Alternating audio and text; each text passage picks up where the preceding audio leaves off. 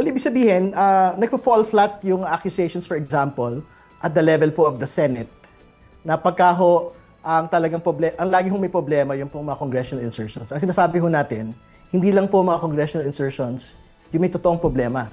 Kahit po yung mga NEP-originated projects, pwede rin pong i-ghost, pwede pong gawing substandard. One another example, dun sa Bulacan, yung sinasabi po ng Pangulo na parang manipis po yung semento. Ito po yung sa St. Timothy construction.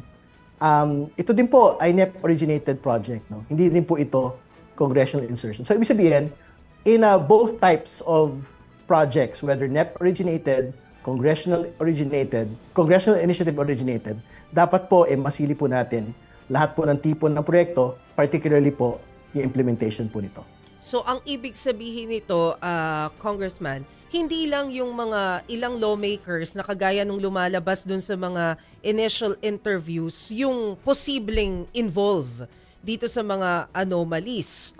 Does it mean na kailangan na rin tingnan, ano ba, LGU level or secretary level? Paano ba? I don't think naman kasali po yung LGU, no?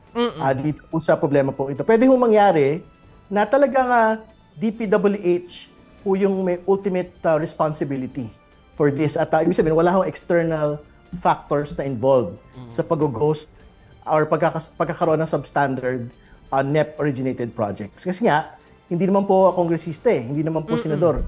Yung po nga nag-initiate nito po mga proyektong ito, it was supposedly fully vetted with full feasibility studies, kaya nga ho yan nasa NEP, and submitted to Congress. No? So, that was the promise di ba? Pero ang nakikita ho natin ngayon, even the NEP-originated projects, gino-ghost din po, sinasubstandard din po.